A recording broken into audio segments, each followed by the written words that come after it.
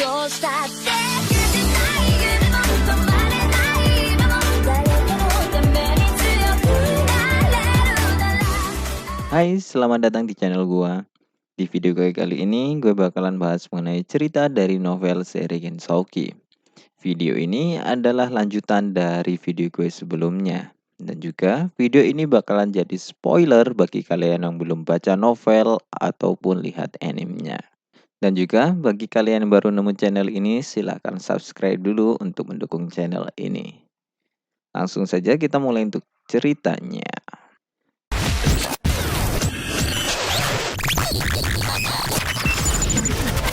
Cerita dimulai dari para tetua desa yang sedang berdiskusi untuk bagaimana cara mereka meminta maaf dan membalas kebaikan dari Rio. Mereka juga membicarakan tentang kondisi mental yang sedang dialami oleh Latifa. Dan mereka menyimpulkan bahwa cara terbaik untuk menyembuhkannya adalah dengan bantuan Rio terlebih dahulu. Jadi kemudian mereka ingin Rio tinggal untuk sementara. Di tengah diskusi mereka, kemudian Grand Spirit Dryas muncul yang kemudian bertanya mengenai kehadiran roh asing level tinggi milik seseorang sedang masuk di desa. Kemudian Ursula menjawab bahwa kemungkinan itu adalah Rio. Mendengar ini, yang lain kemudian nampak kaget. Dan kemudian keesokan paginya, Sarah dan Orbia meminta Rio untuk menceritakan tentang apa yang telah dialami oleh Latifa. Rio kemudian menceritakan kejadian tragis Latifa yang dia ketahui saja sejak pertama mereka bertemu dan sampai sekarang. Saat cerita selesai, ternyata Ursula juga mendengarkan dari luar. Ursula kemudian masuk dan ikut mengobrol bersama yang lainnya. Di sini Ursula mengatakan bahwa kemungkinan besar Latifa adalah keturunannya karena dia sangat mirip dengan anaknya yang telah hilang. Setelah obrolan mereka selesai, kemudian mereka pun pergi. Latifa ikut bersama Sarah dan Alma. Sementara Rio ikut Ursula dan Orbia ke tempat para tetua desa yang sedang berkumpul. Begitu mencapai balai desa tempat untuk berkumpul, Rio melihat kembali pohon besar yang sebelumnya. Lalu kemudian Dryas yang ada di sana menjelaskan bahwa itu adalah pohon dunia atau roh pohon raksasa, yang mana sudah ada sebelum tanah mereka tercipta. Lalu setelah itu pertemuan mereka dimulai. Di pertemuan itu terdapat beberapa orang, yaitu Ursula, Orbia, Dryas, Sildora sang elf tinggi, dan pemimpin dwarf Dominic. Setelah para tetua mengucapkan terima kasih pada Rio, mereka kemudian menawarkan akan memberikan sesuatu yang diinginkan oleh Rio. Namun ternyata Rio ingin para penduduk di sini untuk merawat Latifa karena dia akan segera pergi. Di sini para tetua menyetujuinya, namun mereka meminta Rio untuk tinggal sementara supaya Latifa juga bisa menyelesaikan diri pada desa. Kemudian setelah pembicaraan mereka, kemudian Dryas sang roh pohon raksasa mengatakan kepada Rio bahwa dia merasakan keberadaan roh dalam tubuh Rio. Dan juga roh itu ternyata memiliki wujud humanoid setelah Dryas memeriksanya. Rio sepertinya sudah membuat kontrak dengannya, meskipun Rio sendiri tidak mengingatnya. Mendengar ini, para tetua menjadi kaget, dan kemudian Orbia menjelaskan bahwa roh humanoid adalah roh kelas atas dan sangat langka. Dryas kemudian juga menambahkan bahwa dulu ada 6 roh tinggi yang menghilang 1000 tahun yang lalu, dan juga ada kemungkinan satu di antaranya saat ini tidur di tubuh Rio. Di sini para tetua menjadi cemas, karena bagi ras mereka roh tinggi adalah sesuatu seperti dewa bagi mereka, dan mereka harus menghormati Rio. Setelah pertemuan selesai, Rio kemudian berjalan-jalan bersama Latifa, kemudian menikmati pemandian dan tempat tinggal baru mereka. Di sini ternyata Sarah dan Orbia disuruh untuk tinggal bersama Rio juga. Kemudian setelah Rio dan Latifa tinggal di desa, Rio mendapatkan pelajaran seni roh dari Ursula dan Orbia. Mereka menjelaskan bahwa meniru sihir bukanlah cara sebenarnya dari penggunaan seni roh. Di sini Rio belajar banyak tentang seni roh. Seni roh adalah teknik yang memanipulasi ode untuk menanamkan kehendaknya kemana. dan kemudian menyebabkan fenomena yang mengubah dunia di sekitar. Ode sendiri adalah energi kehidupan atau biasa disebut dengan esensi, dan mana adalah energi alam. Sementara Rio mendapatkan pelajaran seni roh, Latifa pergi bermain bersama teman barunya, yaitu Arslan dan Vera. Mereka kemudian menghabiskan waktunya bermain di desa. Setelah beberapa bulan, Rio dan Latifa sudah terbiasa dengan desa, dan bahkan mereka sudah bisa bahasa roh meskipun sedikit. Seusai belajar, Rio tidak sengaja bertemu dengan Uzuma dan mendapatkan provokasi dari anak-anak untuk melakukan latih tanding. Rio kemudian melakukan latih tanding bersama Uzuma. Rio di sini menggunakan pedang panjang, sedangkan Uzuma menggunakan tombak. Pertarungan kemudian dimulai. Uzuma menggunakan sayapnya untuk melesat dan menyerang Rio. Namun, Rio kemudian dapat menangkis setiap serangan dengan efisien. Rio kemudian menyerang balik dan berhasil memojokkan Uzuma. Bahkan, Uzuma mengatakan jika Rio menggunakan pedang asli, pasti saat ini dia sudah mendapatkan banyak luka. Setelah Uzuma terpojok, dia kemudian mengeluarkan aura binatangnya dan kemudian berhasil membuat Rio mundur. Uzuma kemudian berhasil memojokkan Rio, sampai akhirnya Rio menggunakan manipulasi ode padat seni roh. Semua yang melihat pertarungan menjadi kaget, mengingat betapa sulitnya teknik itu, dan mungkin hanya Rio yang bisa melakukannya. Rio kemudian mulai serius, dan kemudian pertarungan dimenangkan oleh Rio. Latifa kemudian membusungkan dadanya dengan bangga dan memamerkan bahwa kakaknya lah yang terkuat kepada teman-temannya. Keesokan paginya, Rio berlatih dengan Sarah. Nampaknya Sarah meminta latihan bersama Rio setelah melihat pertandingan kemarin. Rio di desa juga sering memasak, dan juga ternyata masakannya disukai oleh warga desa juga. Desa Roh juga memiliki banyak variasi kuliner.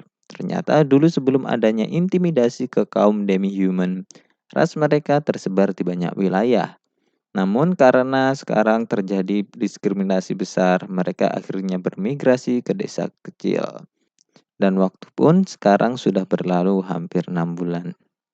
Di bagian barat wilderness di pegunungan tertentu, seorang griffin sedang mengepakkan sayapnya, melayang jauh di udara.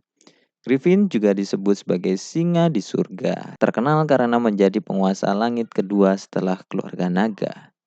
Mereka adalah makhluk yang sangat cerdas, tetapi memiliki temperamen yang liar, dan sebagian besar tinggal di daerah pegunungan. Ternyata ada orang yang menunggangi Griffin itu, dan dia adalah Reis dan seorang anak buahnya. Ternyata saat ini dia sekarang melakukan investigasi. Mereka saat ini sudah berada di gua di sebuah gunung. Dia kemudian mengambil telur yang cukup besar dan kemudian menaiki Griffin itu menuju ke desa Roh. Sementara itu, di desa Roh saat ini sedang ada festival Roh Agung. Lokasinya diadakan di kuil roh yang dibangun dekat dengan akar pohon yang dilindungi oleh Dryas. Untuk ke sana membutuhkan waktu sekitar setengah jam dari desa roh. Di Grand Spirit Festival ternyata ada suatu kebiasaan di mana anak-anak roh yang mencapai usia tertentu untuk diperkenalkan kepada semua orang di desa dan juga menerima berkah dari Dryas. Latifa adalah salah satu dari anak-anak itu tahun ini. Selain itu, mereka yang menerima berkat dari Dryas akan diberkahi dengan sedikit peningkatan total ode dan afinitas seni roh. Meskipun itu tidak sebanyak yang diberikan oleh roh kontrak. Di festival ini, Rio juga diperkenalkan ke penduduk desa. Dan kemudian acara berlanjut ke dalam makan bersama. Selama acara makan, Rio menjadi populer. Di sana, Sarah dan Orpia memegangi Rio mengapit dari kanan dan kiri. Dan para cowok yang melihatnya kemudian merasakan iri dengan menggunakan tatapan yang sangat mencekam. Sehari setelah festival, Rio bangun dan kemudian jalan-jalan mengelilingi desa. Namun kemudian ternyata Latifa menyusulnya. Mereka mengobrol bersama. Namun kemudian Rio mengatakan bahwa dia akan meninggalkan desa dan dia tidak akan membawa Latifa. Latifa yang mendengar ini kemudian merasa kaget. Kemudian dia melarikan diri, serta tanpa sadar dia sudah berada di luar desa. Saat Rio berbicara dengan Latifah, ternyata pada waktu itu ada Reese yang melewati hutan dengan griffinnya. Dia kemudian turun dan menyuruh anak buahnya untuk memakan batu kecil transparan. Reese kemudian menyuruh pria itu untuk membawa telur ke arah pohon besar. Dan Reese pun pergi. Ternyata Reese pergi kembali untuk mengambil sisa telur dari tempat sebelumnya. Dan pria itu adalah umpan untuk induknya. Tak lama pria itu kemudian memasuki hutan dan dia pun berakhir ketahuan. Penjaga desa kemudian mengepungnya. Namun pria itu kemudian bisa lari menggunakan griffin. Dalam pelariannya, pria itu kemudian terhenti dan ketakutan karena bertemu dengan monster Black Wyvern. Pria itu kemudian jatuh dan tentu saja telur yang dibawanya pecah. Dan tak disangka, di sana ternyata ada Latifah yang kemudian mendekati pria itu karena dia berniat ingin menolong. Namun setelah dia melihat bahwa yang jatuh adalah manusia, dia merasa kaget dan merasa agak takut. Manusia itu kemudian lari dan mengatakan bahwa ada monster. Dan setelah itu, Black Wyvern muncul di atas Latifah. Dan saat monster itu melihat telurnya pecah, kemudian monster itu berteriak dan mengamuk. Para penjaga desa menjadi takut karena setelah teriakan Wyvern pertama, kemudian gerombolan Wyvern lain muncul. Kusuma kemudian memerintahkan untuk menggunakan seni roh berkekuatan tinggi saat terbang. Di sisi lain, Sarah sudah menyerang satu Wyvern dengan kekuatannya, namun tidak berefek. Di tengah kepanikan itu, Latifah kemudian muncul dan menuju ke Sarah. Di belakangnya terdapat Wyvern yang kibasan ekornya sendiri memotong pepohonan yang dilewatinya. Alma mencoba menahannya, namun tidak berhasil. Dan malah mereka terkena serangan dari Wyvern. Alma kemudian meminta Latifah untuk mengalihkan perhatian Wyvern itu untuk sementara. Karena dia akan menggunakan seni roh tingkat tinggi. Namun ternyata perhitungan Alma salah. Dan Wyvern kemudian akan memberikan serangan fatal ke Latifah. Sebelum serangan mengenai Latifah, ada bola es berukuran besar mengenai Wyvern. Ternyata Rio datang tepat waktu. Rio kemudian menyerang Wyvern itu bertubi-tubi. Namun serangannya tidak memberikan luka besar karena Wyvern sendiri memiliki kulit yang sangat keras. Pertarungan menjadi mencekam. Kemudian Wyvern menyerang menggunakan nafas api. Namun di sini Rio menggunakan kesempatan ini. Rio menyerang saat mulut Wyvern terbuka. Sebelum nafas apinya keluar, Rio menyerangnya dan mengarahkannya ke dalam mulut Wyvern. Dan ledakan di dalam mulut Wyvern pun terjadi dan menumbangkan Wyvern itu. Setelah kematian Wyvern ini, beberapa Wyvern yang masih hidup kemudian kabur. Rio dan para penjaga lainnya pun bisa merasa lega dan beristirahat. Di sisi lain, pria yang melarikan diri sebelumnya akhirnya bertemu dengan Reese. Dia memprotes tindakan Reese, namun Reese kemudian membunuh pria itu dengan cara menghancurkan batu permata yang ada di tangannya. Keesokan harinya, Latifah dan Rio pergi ke alun-alun kota, tempat di mana Latifah kemarin melarikan diri saat Rio mengatakan akan pergi. Latifah meminta maaf ke Rio karena melakukan itu. Saat Rio mengatakan akan pergi, Latifah merasa sangat frustasi dan tidak bisa menerima itu, sehingga dia melarikan diri. Namun sekarang dia sudah tidak apa-apa. Rio kemudian menjelaskan bahwa alasan dia pergi ke Yagumo karena dia ingin mengunjungi kampung halaman orang tuanya yang sudah meninggal. Dan ternyata Rio baru akan pergi 1 tahun lagi, karena dia masih ingin mempelajari sesuatu di desa ini. Latifah kaget, karena dia berpikir Rio akan pergi dalam waktu dekat. Setelahnya mereka mengobrol tentang Jepang. Ternyata mereka saling mengenal sebelumnya dan mati pada bis yang sama juga pada waktu itu. Mereka kemudian bercerita panjang lebar sampai akhirnya malam. Dan akhirnya 1 tahun pun sudah berlalu. Hari kepergian Rio telah tiba. Sebelum pergi, para tetua menemui Rio. Sildora memberi Rio sebuah gelang yang terbuat dari logam mitos yang disebut sebagai sihir perak. Gelang itu memiliki formula rumit yang diukir di dalamnya, bersama dengan batu roh besar yang tertanam di dalamnya juga.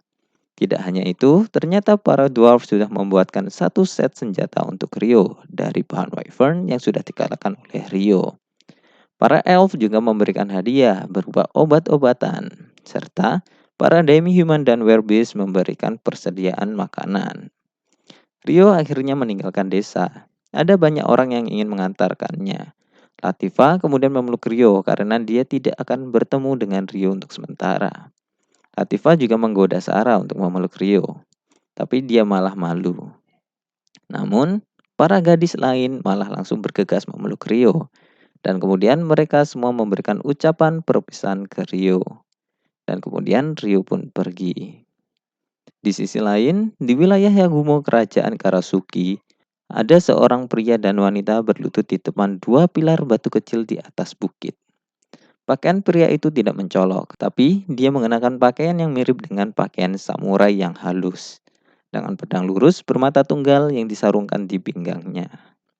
Sementara wanita itu mengenakan pakaian yang elegan dan layak dengan pola yang bagus. Keduanya berusia antara tahun-tahun pertama dan setengah baya, tetapi mereka masih tampak muda. Kemudian mereka membicarakan tentang kenangan kampung halaman dari Zen. Dan si pria mengatakan bahwa pemandangan dari bukit tidak banyak berubah kepada wanita bernama Ayame yang ada di belakangnya. Oke, sekian dulu pembahasan video gua kali ini. Like jika kalian suka, komen untuk menambah informasi atau ingin berdiskusi, dan juga jangan lupa subscribe dan share. Terima kasih sudah mendengarkan dan goodbye.